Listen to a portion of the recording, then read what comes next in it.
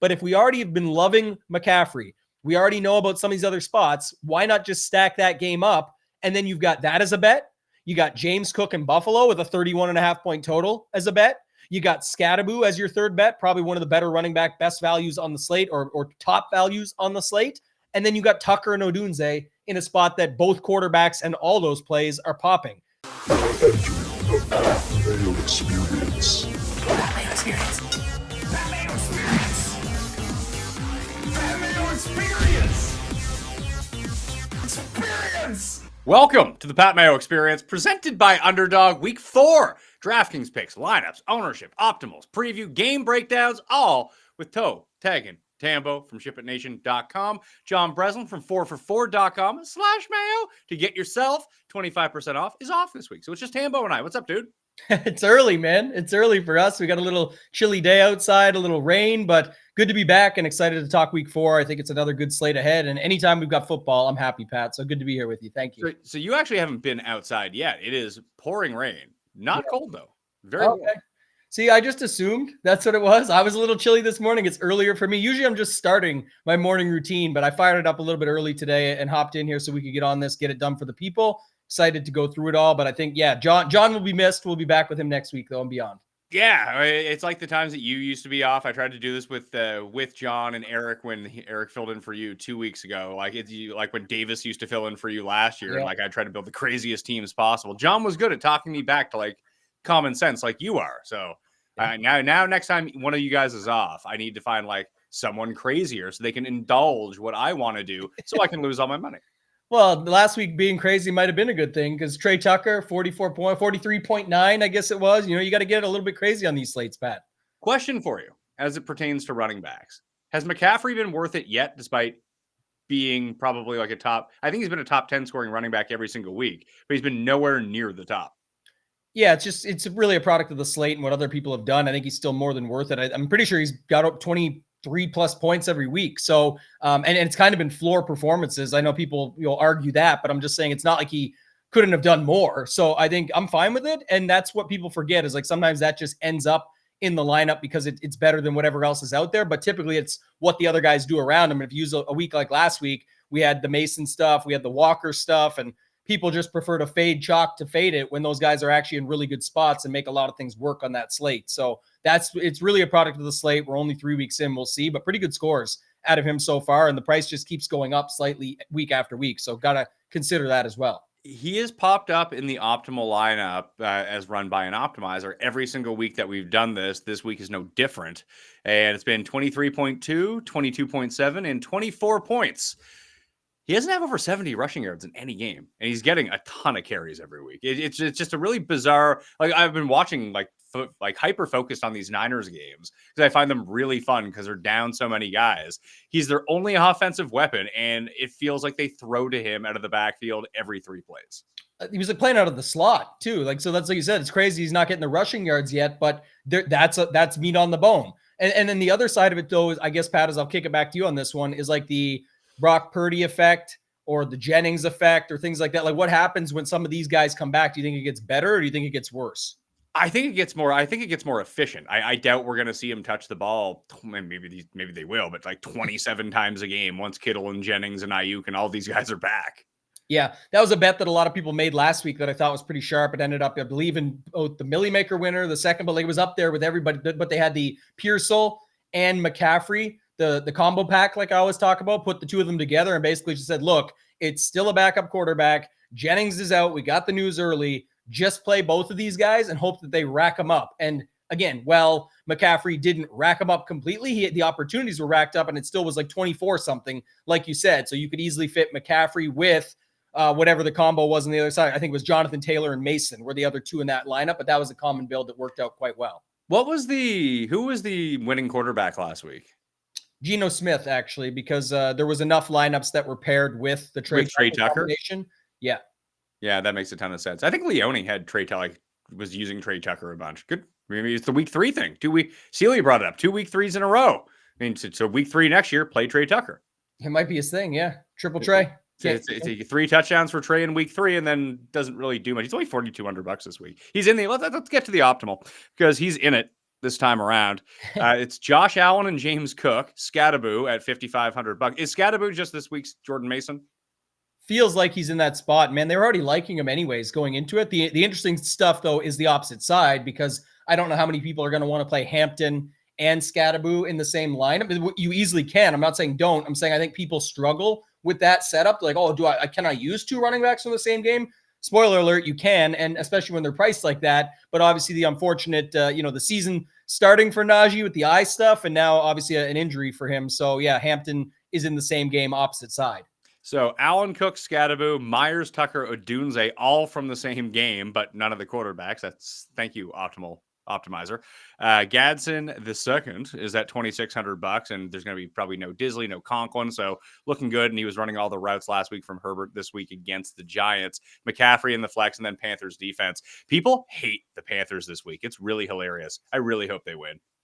Yeah, I think survivor pools are interested in New England as well, too. So it's, if the Panthers do get the job done, it's going to spoil a lot. And it spoiled a lot of people last week, too. Like some of the fringe plays last week were on Atlanta, and wasn't it a complete shutout, right? 20-0 or something?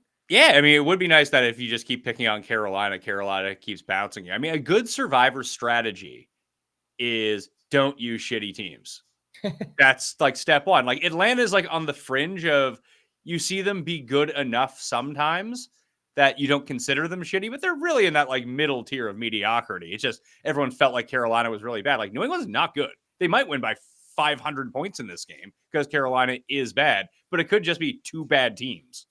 Yeah, agreed. And I know you guys had the big 4-for-4 splash pool as well. And that, I mean, the double picks thing is what brought it in. I'm playing a lot more Survivor this year. Our guy Sheets, who actually finished second in the Millie Maker last week for 100K. He does a bunch of stuff with us over at Ship It Nation. He's been really breaking down the strategy for us. And it's such a cool, interesting game to think about. And when there is double picks, it's like the more you can save for the future and the future value and the adjusted lines and all of that. It just reminds me of one and done, Pat, where you just can get so into it of like, oh man, I can really map this thing out, or I can start planning for it. So I'm having a lot of fun playing in that. I've got 3 of my main 5 left over, and then some MME stuff. But yeah, it's a fun time.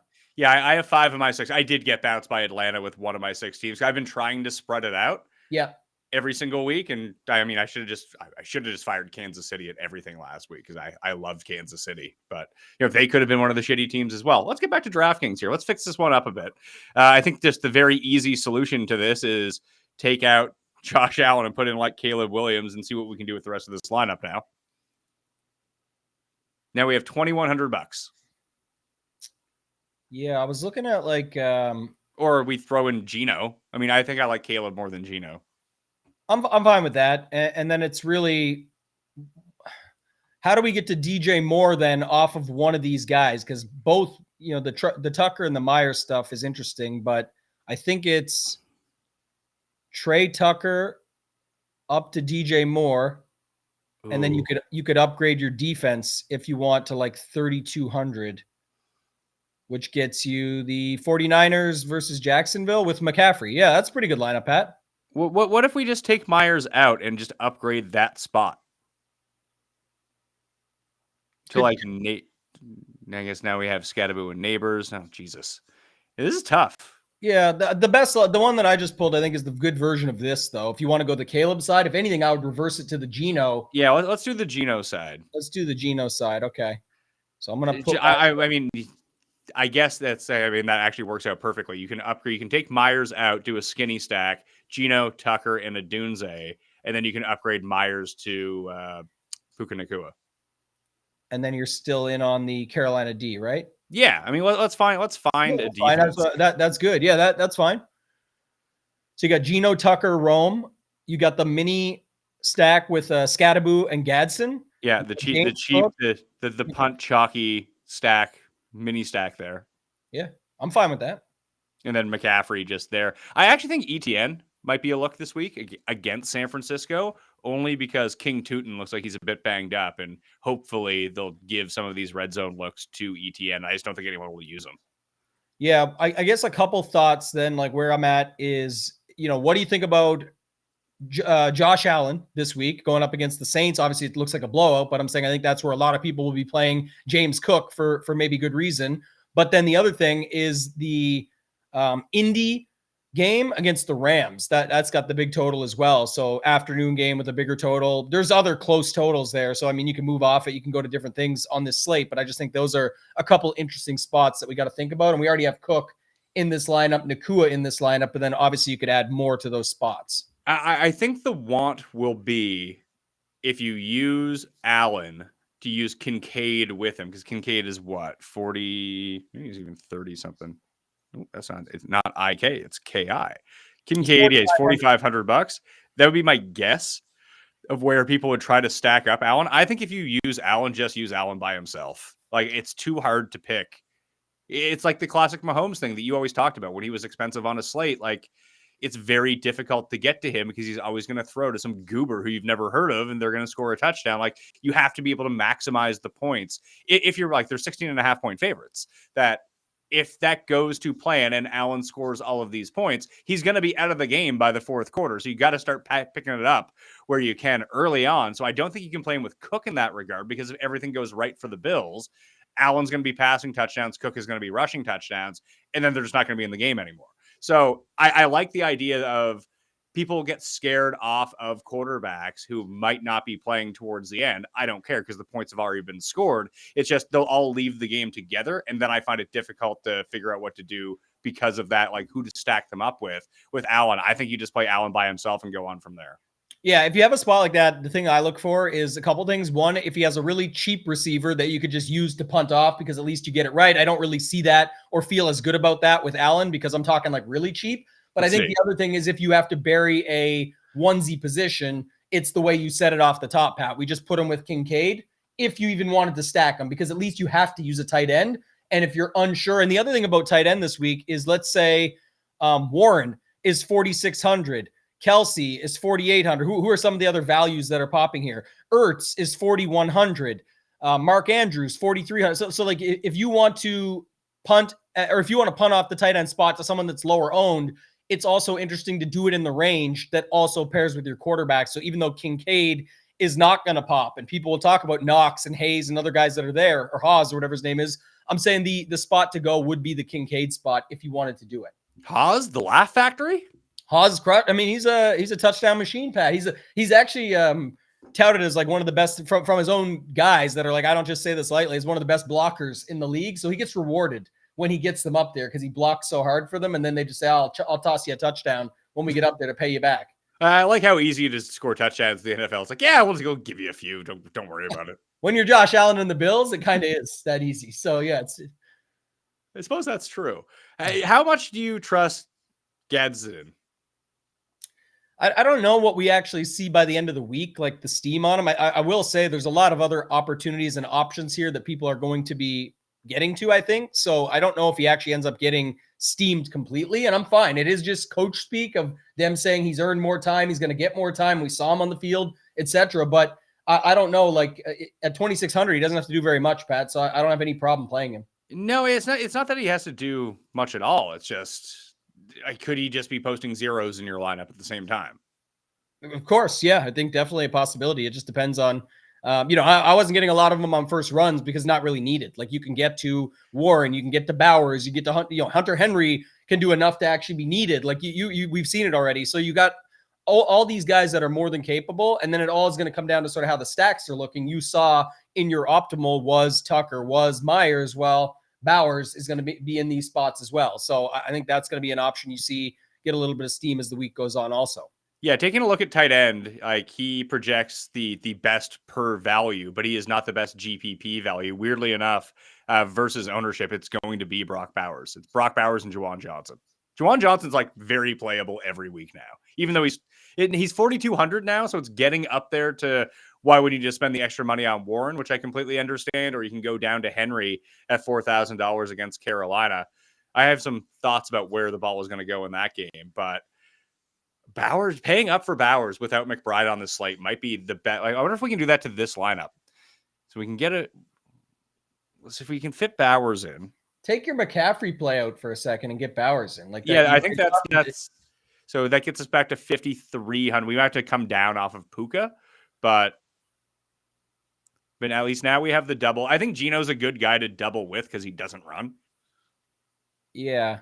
Is there any wide receiver at 6,900 that you like? No, let's see. It sounds like a very nice price. Egbuka. Egbuka's there. Zay, Lad. I guess now that we've taken out a Charger, we could use like Quentin Johnston. Or we could just use Lad because no one's using it. Apparently, Lad's like the worst receiver on the team now, according to what the internet has to say. Yeah, I think use Lad. And then I think we might even be able to get to a better defense. But one thing I was going to say is I actually think Kieran Williams is interesting this week just because that game environment and it flips everything. It's the opposite side of Taylor, who just had a big game last week. We're not on Nakua. You're able to fit something like that in, and you could still keep James Cook and Scadaboo in there, and you take out Nakua. But if you've got it there with that, I mean, it's just harder. There's not going to be a guy at really 4,300 that you're going to find. So, let's see. We'll use the Scat Man, take James Cook out, put in Kyron. Okay, now we need to find $400. Yeah, so I think you could. I had Nakua out of there now, right? So I moved McConkey up. Oh, McConkey into the wide receiver spot. Yeah, because what I was thinking is why Bob, like if we can still leave James Cook and then you could get like the Rams D against Indy and it all pairs up together. Or you take James Cook out and you play Kyron with Jonathan Taylor. Let's try that. So it works out perfectly. Oh yeah, you want to play both of those guys. I see what you're saying. Yeah, I mean, you don't have to play. Obviously, you don't have to play both of them, but they do fit. If you just move off of James Cook a little bit, you tweak it a little bit, it works out perfectly. Yeah, I'm going to do that. And then what about if you go Jonathan Taylor with Nakua? Is that too expensive? It is, yeah. Damn. So let's see. I'll take out Kyron. Yeah, I think we need to find like $1,500. Well, what about with Adams? What about if you go? I mean, I don't know if Adams is going to play or not. Yeah, that's what we got. We do got to see. So like now you're into Jordan Whittington and like, oh, here's a Tutu Atwell sighting. Like maybe you can pick those, and maybe Adams ends up playing. It's a hamstring injury. He's an old guy. These tend to more often than not, the guys don't play with these injuries. It's true. If he did play though, that fits. If you just run it Taylor, Adams, Panthers. Oh, really? It does. It fits perfectly, doesn't it? Well, $100 left. It's kind of money, yeah, but we got to wait and see on that. But just interesting to see that kind of thing play out. Obviously, you could just mess around with it a bit more, but I think that still fits. And I think Ladd is in an interesting spot this week. He's another guy that we've seen with opportunities, just hasn't done anything with them really yet. So it's 6,500. He can pay it off. Let's see. Quentin Johnston's 55 in this lineup. If we go down to Allen off McConkey. Yeah, let's do that. Keep a Charger in there. Now we need $400. Is there any 21? We use the Saints D against the Bills. That's the only way it works. So we need to find someone who's not. Is there any? There's no one below Scadaboo who we could use at running back, right? Not really. But if you're going against James Cook and Josh Allen, I'm certainly fine using the min price D because whatever. Could be 6 points, but it's whatever. They could get you there as well because I know what you're saying. Now you get Nakua right in there also. So I mean, we could find a way to make this right. I'm sure we can massage this somehow. Let's see. Who can we use? We basically have to use Geno Smith because we've double stacked Raiders. Yeah, we've kind of painted ourselves into a corner here, haven't we? A little bit, but I guess like my takeaway would be you'd probably just go like pick a side of that Indy game. Do you want Jonathan Taylor or do you want Williams? And then you put in James Cook and get a good defense. Like you can get up to a $2,900 defense now. So, well, one sec. Let's try to figure this out. Who is your favorite of the low end defenses? Just to throw it out there. I like the Titans against Houston. Yeah. Houston cannot move the ball offensively, and they can't block. Like you just might get lucky using the Titans defense. Them or the Browns. Like I know the Browns are playing Detroit. You can almost play them how many points did they score last week against Green Bay? No one wanted to play them last week. Oh, we got to play the Jets D, which turned out to be fine because they had a kick return touchdown. But yeah, 13 points against Green Bay last week. It would probably be the Titans, I guess, and just go against Hughes. It's also the opposite side of what could be a popular Texans D. Again, going back to our stuff, a lot of people like the Texans in that spot this week. So, as someone who's lost money on the Texans twice in 3 weeks now, betting on them, people are coming in. I get the Titans stink, but people are coming out of the woodwork to back the Texans as really big favorites. It seems like a bad idea. It does. It's a very scary idea, but I know it's DraftKings. We're back to our Survivor conversation. It's definitely one that's makes you feel a little uneasy because it's like it looks like the best spot for sure, but it's also you're trusting the Texans. And people did this last night with Arizona. I know they battled back in the game, but like people definitely trusting the Cardinals. And now I saw people today be like, "Are you really trusting the Cardinals next week?" Now it's like, maybe not. So wait. Who are trusting the Cardinals as underdogs at home? Not last. I'm saying so. If you were mapping out Survivor and in a double picks league, they look pretty good next week. And now people saw what they played like last night and was like, "Man, are we really trusting these guys next week in week 5?" So everyone's already looking ahead. You know how that works, Pat. As soon as they get any information, they're on to the next. But so are you guys into double picks already? no, week 11, just like most week 11 or week 12. I'm saying, but if you're not considering that, that's the edge right now. Nobody's considering that you're going to need double picks later on. Everyone's just burying their Philly Eagles and their Buffalo and their Baltimores, and it's like those are horrible picks. Even though they're great picks to move on, they're going to be very helpful for the people that have in a tournament as big as those ones.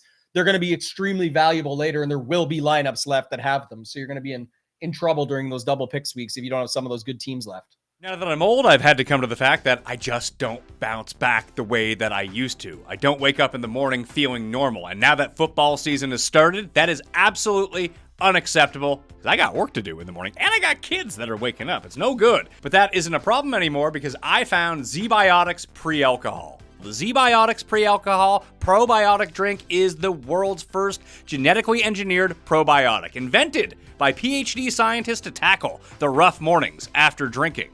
Here's how it works. When you drink, alcohol gets converted into a toxic byproduct in the gut. It's a buildup of this byproduct, not dehydration, that's to blame for the rough days after drinking. Pre-alcohol produces an enzyme to break this byproduct down. Just remember to make pre-alcohol the first drink of your night. Drink responsibly, and you'll feel the best tomorrow. Go to zbiotics.com/PatMayo to learn more and get 15% off your first order when you use PatMayo at checkout. ZBiotics is backed with a 100% money-back guarantee, so if you're unsatisfied for any reason, they'll refund you your money, no questions asked. Remember to head to zbiotics.com/PatMayo and use the code PatMayo at checkout for 15% off. This episode is sponsored by BetterHelp. Give online therapy a try at betterhelp.com/PatMayo and get on your way to being your best self. Sometimes we turn to some funny places for support, but not everyone's a therapist. Not everyone is the one. Find your right match with BetterHelp. What you need to do is actually talk to a quality therapist, and BetterHelp therapists work according to a strict code of conduct and are fully licensed in the United States. It's also completely online. You can pause your subscription whenever you need to and switch therapists anytime at no extra cost. As the largest online therapy provider in the world, BetterHelp can provide access to mental health professionals with a diverse variety of expertise. Find the one with BetterHelp. Our listeners get 10% off their first month at betterhelp.com/PatMayo. That's BetterHelp, HELP.com/PatMayo. Johnnie Walker, a brand synonymous with the game of golf for over a century, is bringing bold energy to golf's fiercest stage and ultimate rivalry with the Spirit of the Cup, a fan-first program that celebrates national pride, fandom, and the relentless spirit of competition. The program invites a new generation of fans to experience golf through modern rituals, bold collaborations, and culture-forward experiences. Leading into the tournament weekend, Johnnie Walker will bring the Spirit of the Cup tour to the streets of New York City from Wednesday, September 24th through Sunday, September 28th. As a part of Johnnie Walker's commitment to making golf straight up more fun, the experience is open to the public, offering golf lovers and inspiring golfers to chip their way to glory while sipping signature Johnnie Walker cocktails. Drink responsibly. Let's keep moving on, trying to fill out this optimal before we get into the games. Yeah, I feel like we've been talking this through pretty well here. I took out Keenan Allen. So what we're looking at now is if we can just find a $5,100 receiver, it all works out for us. We can keep in Puka and Jonathan Taylor. So we just lose like that mini stack of Scattaboo and a Charger, but like who really cares? So we need a $5,100 player because Puka can now move into that. Maybe there's a run. I didn't look at exact pricing yet to run it down to see. Like I've looked at a lot of them, but I'm saying so at $5,100, you can get Let's see. I'll move Puka into the wide receiver spot just so it highlights the options on the screen if people are watching this by the video. Smash the like while you're here. Give me your favorite. If you had to fill out this one spot in the flex for $5,100, who would you use this week? We don't need to stack it up. We could stack it up if we wanted to. Like we're into Nick Chubb, Ramondre, Olave, Pacheco, Pittman. I mean, Tracy's not playing. Jennings probably not. Maybe play. Maybe he doesn't. Ridley, Judy. Judy has been terrible this year. Kelsey. Ugh. What do we get for? It'd be 55. Is there anybody? Let me use the old 4-for-4 tools here. Here's where the tools can really come in handy. Who is going to be the best projected GPP value at this price of anyone on the slate? We'll see how that works. We need $5,100 or below. I guess Mariota would be the answer. We can't flex him. Are you surprised DraftKings has never done a super flex tournament? They've done it. They've tried it. Like for like regular slate, regular like weekly like main slate. It got like no traction. They obviously use it in college football, so CFB does have it, and people love it. But they tried it for the other stuff, and maybe I don't know if they still do this year, but I think as much as last year they were still doing it, and it just did not get traction for whatever reason. Just to note it though, the lineup is here. If you just fix it this way. And it's the same thing that won the Millie Maker last week. Funny enough, it's like basically the exact same thing. So you take out Jonathan Taylor and just say Puka is a good play and could get even better with the Devontae stuff. I'm still going to play James Cook because I'm not playing anybody else in that game. It's a blowout. Let me put James Cook, who popped everywhere. And now you get Jacoby Myers in there and you're done. So it's a Gino triple. Same thing that won last week. Because last week, you said this pre-show, and I'll say it now, and it's interesting, is Tucker could have got 25. Like everyone made the big deal because it's 44, and you should. But he could have, like Myers got 9, and Bowers didn't have a big game, but Tucker made up for all of it. And if Gino was ever likely to get there, it's going to be through the air with these guys. They can all get 20, and you're still in pretty good shape. So that's what this does, is it kind of picks on it's all the passing options together. It's Rome on the other side. It's a way to get different. It's the opposite defense of what everybody's kind of thinking about for if they're paying up to the mid-range with Houston. You still get Puka, who's a great play and could become an even better play if there's injury stuff. And then Scadaboo and Cook, clearly in good spots at home on, spots that make sense. So I'm fine with the lineup like this. It actually projects the best of anything we've built so far. Perfect. Let's move on to some of the game stacks that we can do here. Fill those in. Where do you want to start? What game do you want to start with? I really like the Indy Rams game, but I want to talk about it too, because there's another, we were just messing with it anyway, and obviously got injury stuff, so we could talk through the if this, then that. But the bigger question, like you started the show asking about McCaffrey and if he's being needed, the thing is Stafford is pretty much never needed, but his receivers can make it work, right? Like if you like the two big dogs, but remember, like you said, if Adams ends up being out, that's going to make it even as a way to get different with Nakua, while also making the affordability fit even better, because the backup to Nakua, whoever we choose, mixed with Stafford would make it pretty cheap. And then you could just have Jonathan Taylor or Warren or both on the other side. It's going to be very difficult to figure out who the backup is for Adams and like have complete clarity on it. I would guess Tutu Atwell will be the guy stepping in. Then Jordan Whittington retains that role where he kind of switches back and forth with Puka between the outside and then the inside. But then like all of a sudden it could be Tyler Higbee or Davis Allen catches a touchdown. I think I would rather I would rather stack up the other side of the ball, I think, with Daniel Jones and use like Puka and Kyron if we're going crazy in this game. And do you like Pittman with Warren or just Warren? Or maybe you just go Daniel Jones, Nakua, and Warren and just let the rest of the lineup fill itself out? What does that just say the touchdowns go to Warren or Daniel Jones or even Jonathan. Like it's not like Jonathan Taylor doesn't do anything in the passing game. Like he can play both running. Like Pittman, I think, is going to be a very popular play as a part of this game stack. And he could be good. I'd flip a coin and be like, oh, Pittman's either going to score 17 or 2. Yeah, that's what I'm trying to figure out too. That's obviously the hard part to know. But that's why I don't mind. Like it's the same conversation we just had about if you go to who are we talking about? Allen Kincaid. Like you have to fill out a tight end spot anyway. Warren is clearly in a pretty good spot this week. Nakua is clearly going to be in a pretty good spot this week. But how many people are playing it with Daniel Jones mixed in? So if you just went there and even left some of the stuff we already have, it's not like you can't make a lineup with that, and you're still pretty different in that instance. Like even what you had up on the board you already had it. Like even if you went with the James Cook, you can go Scattaboo with McConkey. You can go Trey Tucker with Odunze. You can leave Nakua in that game stack, put James Cook, and leave the Titans D, and it's still a lineup. So you almost could just flip what you had previously and be different for sure. And it projects a little bit under what we had, but it's still not terrible. You could also do, what was I trying to think here? Instead of Pittman, you could do Downs from the Indy side.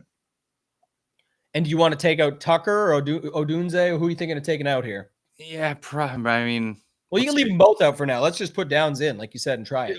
Let's just put Downs in and see what it looks like. Do you want to throw Kyron and really overload this game, or do you think this is good? Like, this is pretty cheap. Like, Downs is such a cheap option that you get two cheap options with the cheap Daniel Jones. Now, like, do you feel confident in the spend up this week? I suppose, like with Scattaboo at $5,500, is there a play off of him in case he fails? Someone called him a crayon eater this week, and I thought it was the funniest thing I've ever heard. Oh man, it sounds derogatory, but yeah, it's like he's basically Ralph Wiggum with a football, where he has no concept of he could get hurt. Here's what he's supposed to do: he just rams his head into things and keeps on going. Well, what happens if you put Kyron into this lineup, like Kieran Williams with Scattaboo or something? Kieran Scattaboo. You got 5,300 per player left. And what happens if we go back? Do you want to go back to James Cook? Do you want to go to somebody else at running back and see what it can get us? Like I'm trying to think about where we can land there. We already have some cheap defenses that we like. If you weren't going with James Cook, maybe you could go to that Saints D spot here and just use it, because who cares, and just make sure you get really good options to fill out the rest. But this is definitely clearly betting on the Indy and Rams game environment. But what does that look like? You could go McCaffrey, Parker, Washington, and then expensive defense. Bills D. What's the Washington sell? It's just they've basically said Diami Brown's probably not going to play. Parker Washington I believe had 11 targets last week, and they're just not using Travis Hunter in that role at all. They're using Parker Washington. So as a cheap piece to come back via McCaffrey, you can get to it pretty easily. Nice. You don't have to, obviously. But one thing I was going to say, and you already found it on the screen. I'm going screen to screen here today. It's early morning, so I'm a little behind, but I was like, okay, I found it. Buffalo D, you've already got it in there. That's another interesting thing, because we're not using James Cook in this version, and we're not using Josh Allen. So why not just say the D does the job here and gets it done? And obviously another thing, Pat, we saw it last week, but I call it slice and dice when you mix the ownership and you just cut it in half. Kind of thing. Like it's relative. It's not exactly half. It's just saying a number. But I'm saying, like last week, Jordan Mason, everyone's so mad that he got there as chalk. Oh, the chalk hits again. It's like he was in one of the best spots on the entire slate. But then also the Minnesota defense was only 4% owned. So it's like you could just put the defense in with them, and that cuts immediately into the ownership of those lineups. So if you could find a way, what's it look like if you take out Washington? I saved that one. But if you take out Washington and McCaffrey, put in James Cook with the Buffalo D, it goes back to that stupid $5,200 receiver that people need to leave in the comments. I believe Olave. I mean, now you're playing Olave against your defense, but he is the most logical name in that spot, it feels like. What about Hollywood Brown? Oh, God, no. Oh, God. He said, God, no. So we can't play that. Even though the Ravens D has been getting sliced up too. But yeah. What are they looking like for getting their linebackers back? Ooh. I didn't see any updates on it yet, but I did see an update on this lineup that might be the nuts. So I'll give it to you. So what was it? We put in James Cook and take who? You left Kieran in there. We're still going with the 5-man game stack. Oh yeah, I was gonna flip him, move him to the flex because he plays later. But you take out Washington, and now this is a thing that I was gonna say. So take out Downs, and I'll tell you why. So when you can't find somebody in a range, sometimes it just makes sense, Pat, to go to the guy that fits the game stack. In this game, it is him, and now it lands you on Trey Tucker, who I know people will say chasing. The guy could get you 20 this week, and it's fine, or 18, and it could be fine. So the point is, this lineup at least makes a lot of sense on paper. You're betting on the game stack going off. You're betting on James Cook with his defense. You're betting on Tucker not needing to do 44 again, but just getting you 18 plus, still in the spot, great spot, good game, etc. And then you're betting on Scattaboo, who's probably in one of the better spots on the slate. So this is a good lineup on paper. It's just whether or not it comes through. Per the projections for this week, Puka and Myers are the two best GPP values versus their price, even at high ownership. Mm-hmm. And then you're looking at like Drake London, who we haven't even mentioned yet at 5,700. Mate, does that work? Because I really don't like Pittman, but Okay, so take Pittman back. The other way to fix this is easy. Take Pittman to Downs, who you liked before. I was gonna see, can we squeeze in Parker Washington? We can't, just as a one-off to play, because I think he's like good. Myers. Like you said, he's the best value. So I would just go Downs, Myers, and you still get the Lions D against Cleveland, or now you go to that Texans D, which we weren't on in the other case, and it projects better actually. Other guys to consider. I don't like Tet McMillan this week. Just if Christian Gonzalez truly is back and he's okay, and we'll see what the final reports say, then I like, where is he? That's who I wanted to play. We tried this 2 weeks ago. It worked. He's $3,800, motherfucker. Hunter Renfrow is a very good play here if Christian Gonzalez is back. No Jatavion Sanders. You expect Tet to be on a bit of a lockdown. I saw Chuba Hubbard got banged up in practice already as well. Like, there could be a situation where, and maybe, listen, we have all Friday practice to go, but Hubbard might get ruled out. Then all of a sudden you have Rico Dowdle, who at $4,500 is a starting running back. Do you think that people would flock to Dowdle or just be like, nah, no thanks? I don't think so. Yeah, typically that's how it goes. Like, but that, just so you know, that lineup you got now can be Myers with Renfrow, back to our original, but you go like Daniel Jones, Warren with the two Williams and Nakua play, but you can keep the Bills D and just get Myers and Renfrow. Oh yeah. And just say, screw it. Or you can change Renfrow to Downs and just drop down a defense to the Texans. But the whole reason that we have this one is to have James Cook and the Bills D, right? It's fine. I was just saying, like, I think the thing is, when a team, look, this is what I got to be clear on, not just for you, for everybody that's watching. It's like, people don't get, they like, this is the number one thing I hear from people that are beginners or intermediates or trying to get better is, I feel like I had all the right pieces, but I got them in all the wrong places. If you're betting on a game environment, which we already have a bunch of the pieces from that game. But if you're looking at this slate and not doing, again, you can avoid it in some cases because it could be a blowout. But if you're not looking at the Bills, it's not very often we get a 31.5 team total at home. So they're going to put up points somewhere. Vegas is usually not that wrong. So I'm just saying, I'm trying to bet on that game environment in a lot of lineups, not trying to fade it and just say, oh, hopefully it doesn't do what they think it's going to do. Well, it's 31.5. This is no joke. I would definitely be considering it in a lot of my lineups in some way, shape, or form. If you wanted to move off James Cook and just have the Bills or do something different that way, it's fine. But Josh Allen naked, James Cook by himself, James Cook, Josh Allen, and the defense, Josh Allen in the defense. There's so many ways to do it where you don't have to guess, but you can still get a part of those, or a piece of those 31.5 points. The best values at running back this week, coming into the week, it's McCaffrey by like a lot. Omarion, then Scadaboo. If you just started that way with like a running back game stack, you just had Giants, Chargers, low scoring environment, but you have 59 and $5,500 sucked up at your running back position anyway. Or you just played the three best on the slate. You played McCaffrey, Omarion, and Scadaboo. How common do you think this start is going to be? It'll get there in some, but I mean, it's obviously, like I said, the one nice thing is a lot of the, you call them the shitter builds or the people that are just out there playing casually. Like, I know for a fact, a lot of people just will not put, if I'm playing Scadaboo, I don't want Hampton. Like, it's just been built into their brain somehow that you can't play two running backs from the same game. So I think that's fine. I think I would be looking to get to Josh Allen in this spot, if not going to James Cook, though, because you're using those two value running backs for a reason. So I'd be fine getting to Josh Allen here. Yeah, let's see if we can just fill it in with like the best of the rest of the pieces. See if that works out. It probably doesn't, because you need to have like a sneaky value somewhere. And we'll use the Titans D in this one again. Tight end and receiver. If you get to Trey Tucker, I think this actually works out perfectly. I mean, not that I love Trey Tucker by any means, but yeah, it does. Wow, look at that.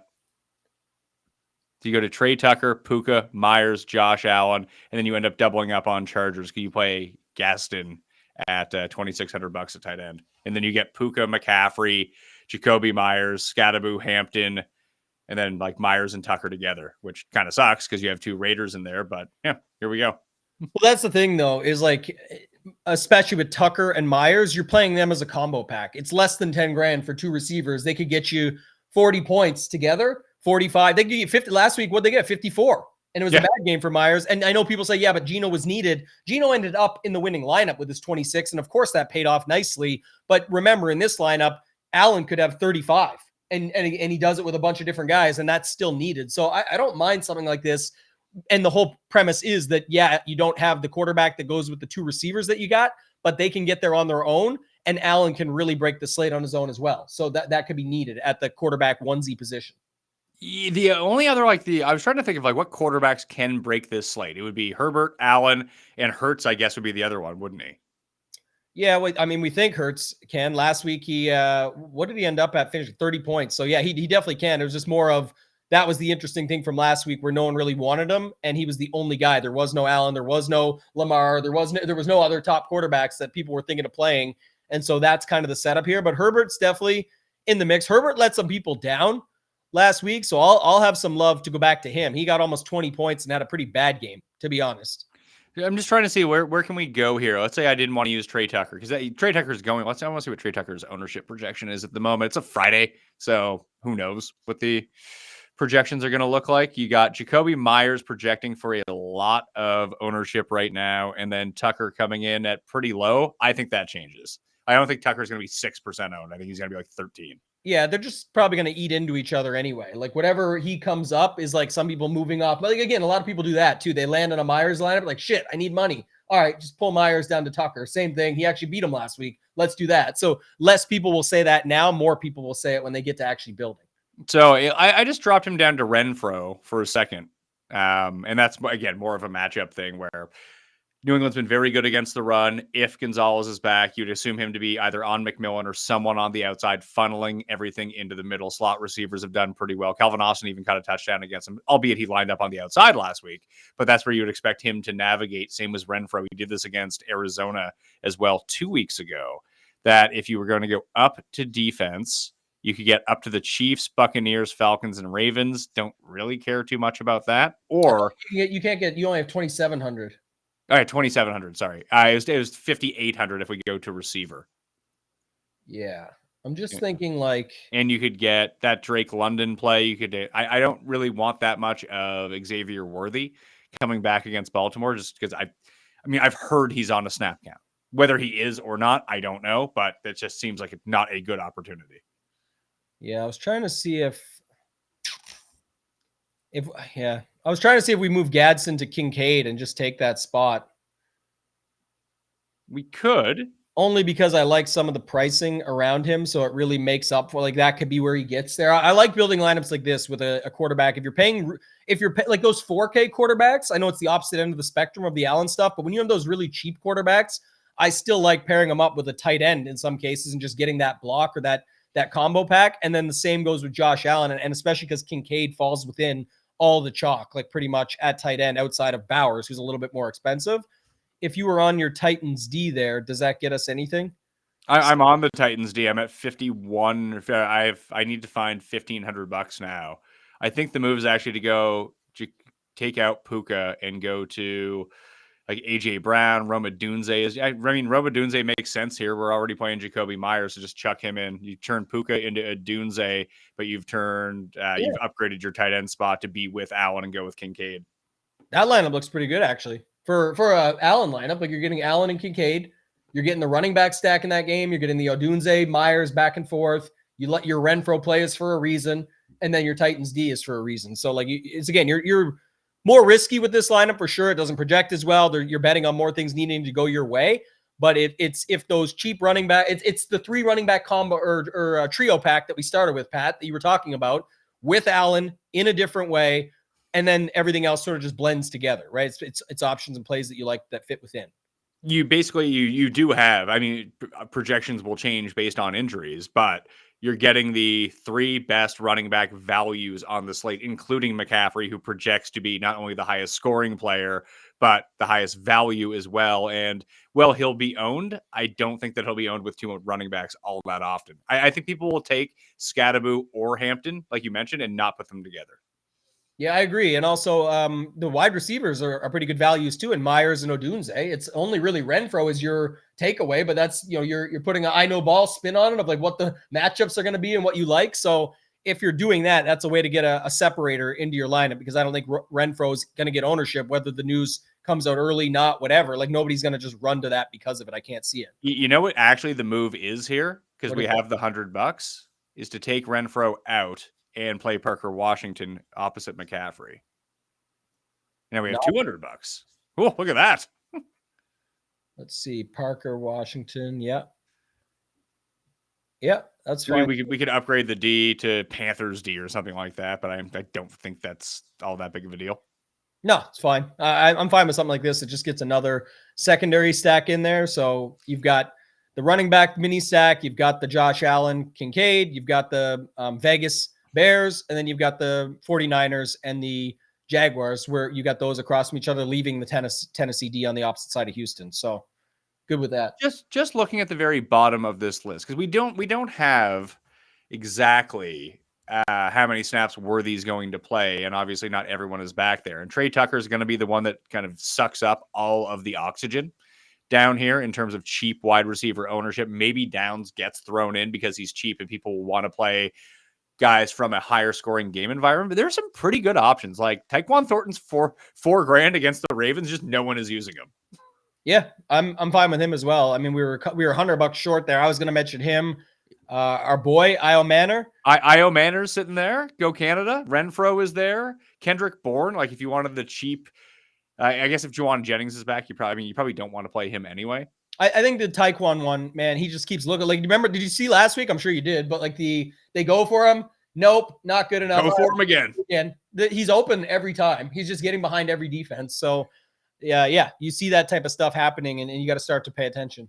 Do we have an idea? And maybe this is a spot you don't want to go to, but if Atlanta can score in that game against Washington, it, like, with no McLaurin, you have Debo. Like, who are their outside receivers? Luke McCaffrey and Jaden Lane.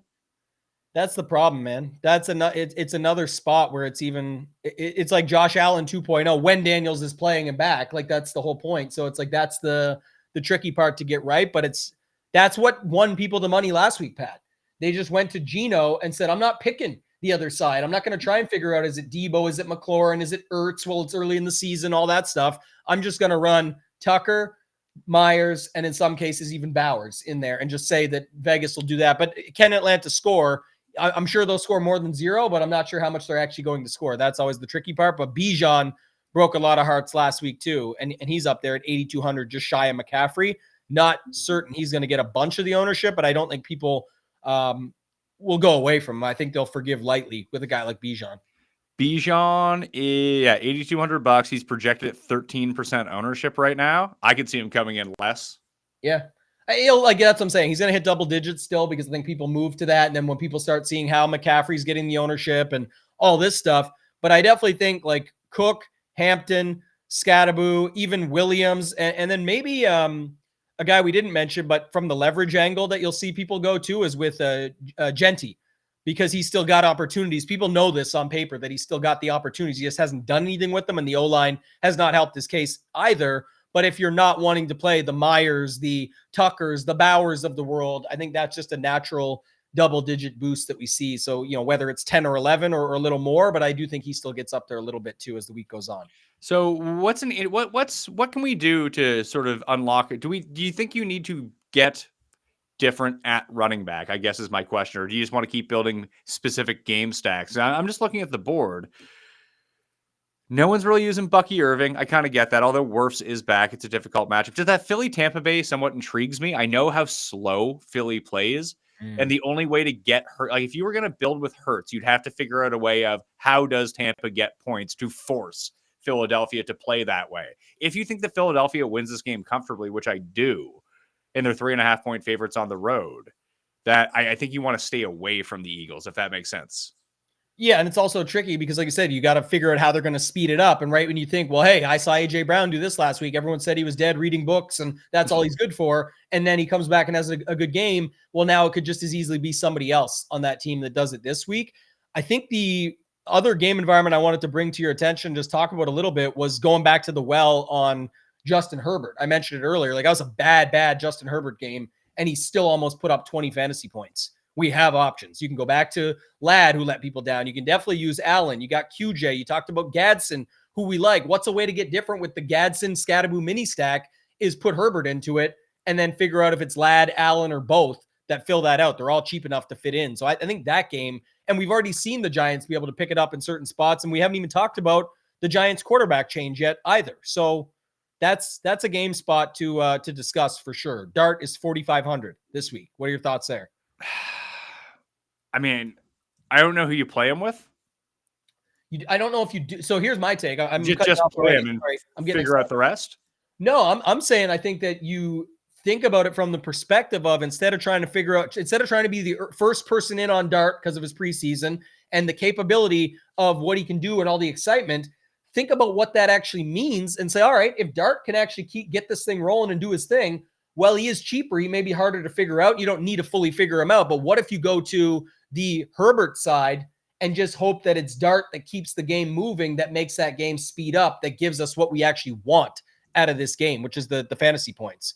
So how do we guess right with Herbert, I guess is my question. You don't necessarily have to. Like, I think for me, it's like I definitely like Allen, and I definitely like Ladd, who we can go back to there. And if KJ beats us again, he beats us again in that instance. If you're playing a portfolio of lineups, then sure, you're going to get QJ in there in a bunch anyway. But I think I like it this way. And then it actually doesn't hurt, Pat, if you wanted to put Gadsden in, because he's not going to kill you. He's cheap. So let's do this. Let's not use Scadaboo here. Okay. Let's use another Giants piece. Let's use Wandale at $5,000.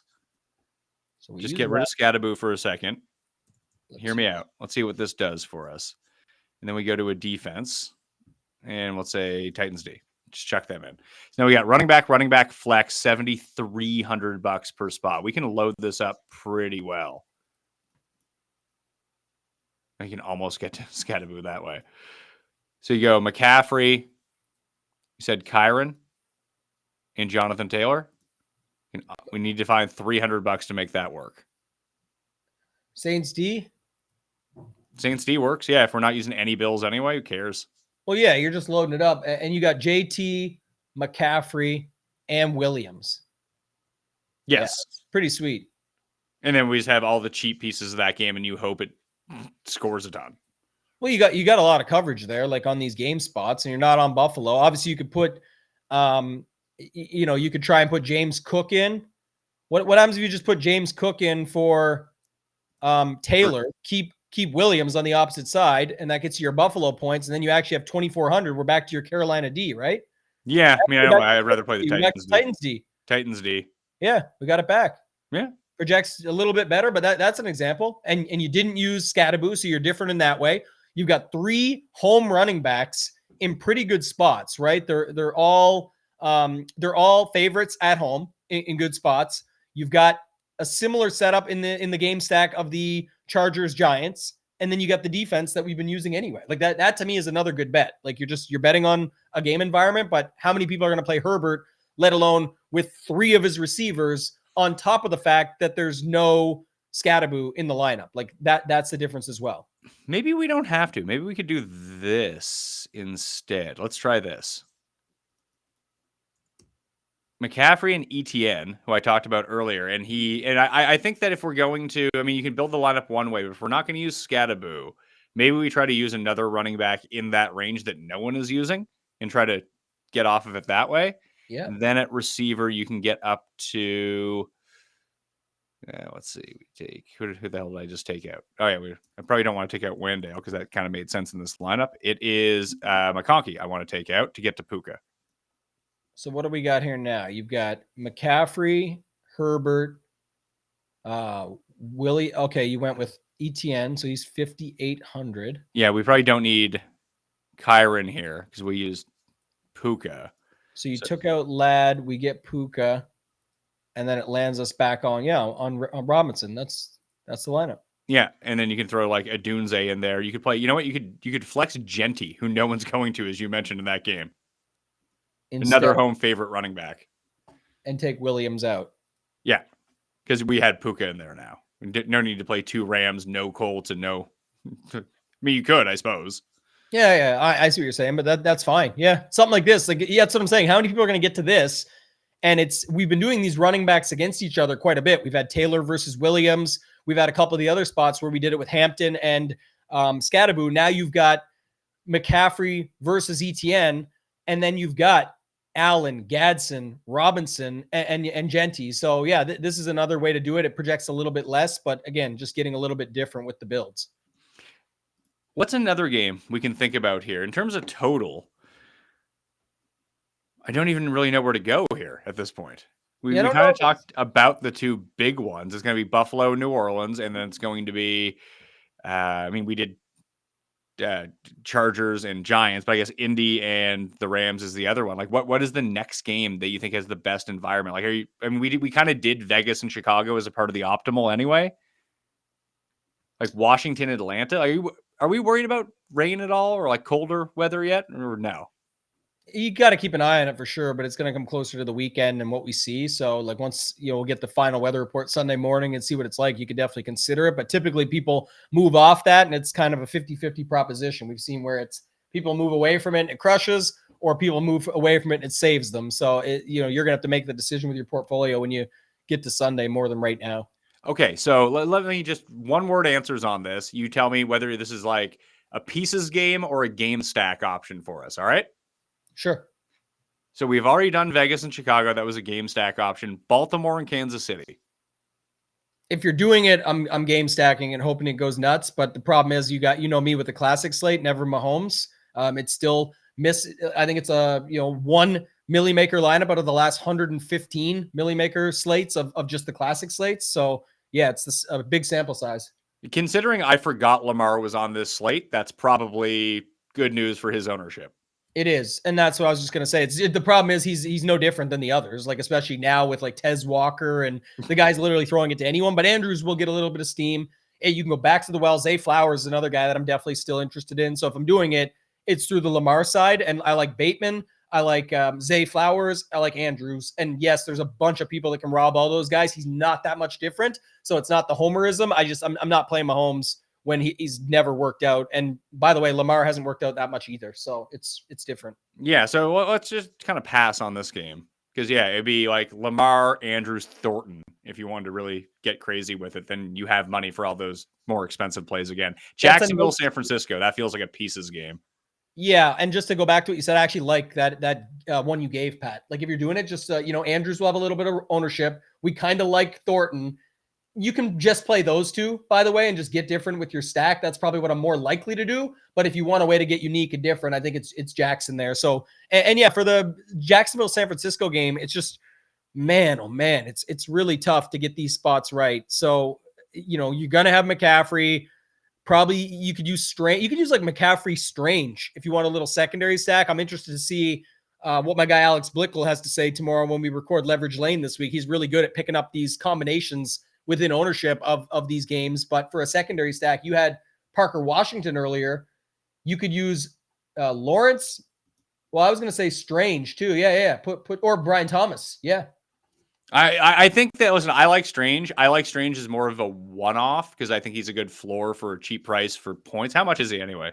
3,200, I think. Oh, 30. That's it. He's only 32. Oh yeah. Fuck. You can probably throw him in too. The one thing I noticed about Lawrence just in pass rate over expectation is that he's going to go off one of these weeks because of how much they're passing. It's just, you got to be able to pick the week. This doesn't seem like it, but who cares? I mean, I'm wrong all the time. Yeah. One thing I would say that is the side I would do here is the Lawrence side. And I would actually just take out Washington and Strange and then see if I need them later. Use my example from earlier, Pat, with the Pittman thing where it's like, okay, if I land in a spot and it lands on it, then I can start to be like, okay, well, I actually have a fix for this. Cause when I don't have anyone there, why not just over correlate it at this point and go from there?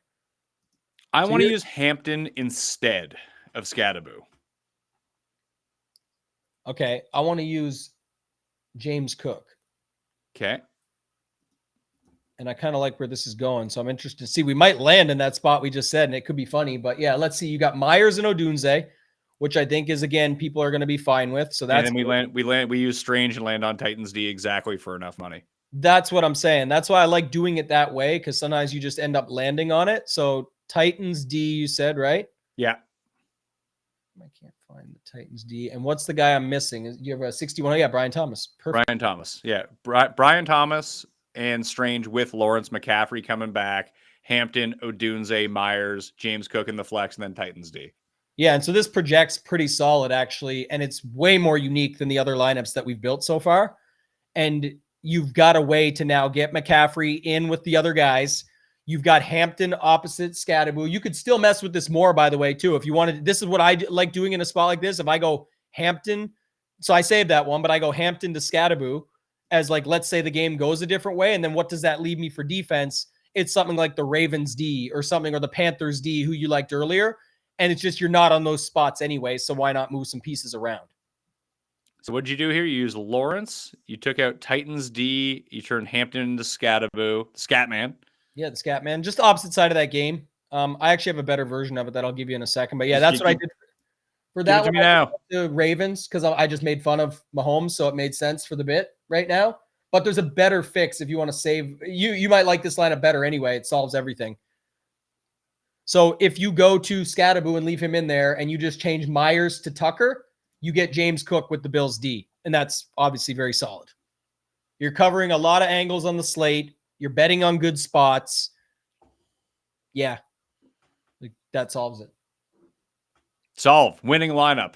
Well, I guess it's a little mini rant, but I'll give it quick back because it was last week with the Raiders stuff. Like, people, how did they get there? How did they get there? Well, the Raiders lineup that won the Millie Maker was Jordan Mason with his defense. We talk about betting like a lineup like a parlay. It was Jordan Mason with Minnesota defense. That's a pretty good bet. Way to cut into his ownership and one of the better plays on the slate. It was Jonathan Taylor in a great spot. That made sense. It was a mini block of McCaffrey with Pearsall with no Jennings and a backup quarterback. That kind of made sense. Then the only other thing, the fourth bet in the parlay was Geno opposite side Mariota. Like how I talked about Herbert this week. If the other cheap quarterback does enough to get this game going right, how about I just don't have to figure out if it's Deebo Samuel or McLaurin or anything like that, and I just run Geno with his pass catchers. That's the tough part of the bet. But if you get it right, it could win you $1 million. Not saying it's the exact same here, but if we already have been loving McCaffrey, we already know about some of these other spots, why not just stack that game up? And then you've got that as a bet. You got James Cook in Buffalo with a 31.5 point total as a bet. You got Scatterboo as your third bet, probably one of the better running back best values on the slate or top values on the slate. And then you got Tucker and Odunze in a spot that both quarterbacks and all those plays are popping. You're betting on four things needing to happen, and it's not impossible for them to happen. You still have $200 on the table. You still project really well. That's what I'm looking for when I'm building my lineups. And I think people struggle getting to like a single entry build. This is a great single entry build. Like it's still pretty unique while keeping a bunch of solid pieces in it. You're not completely off the board or just wild here. So I like something like this, Pat. I think it's interesting to go this way. All right. We got a few more games to get to. Try to figure them out. Atlanta and who the hell are they playing? Washington. Because Mariota and Drake May project as two of the best GPP quarterback values on this slate, and I just don't know what to do with them. You're going to get them in. If you're playing more lineups, they're definitely going to be in your portfolio. Like they pop off. Like basically, I've entered all these lineups that we're playing right now into that $10 like 10 max.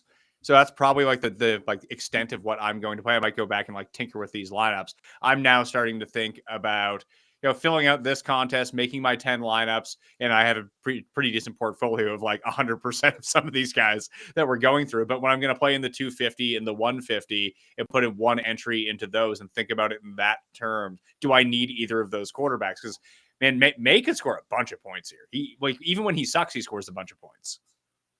Yeah. So the thing about May, and we could again, you don't have to get crazy with this. We can just fill it out however we want. But if you go May, Henry, Renfro, and then just stack all the top prices on the board. You are speaking my land. Oh, it's cheap, right? Listen and then you put James Cook, McCaffrey, Nakua. You still have, let's put the Titans D in. Now you really like James Cook, huh? I'm not. It's not. I don't like James Cook at all. I don't care about him. All I'm telling people is this: what happens? They just start ignoring him because he's James Cook chalk. It has not like if a team has a 31.5 point total.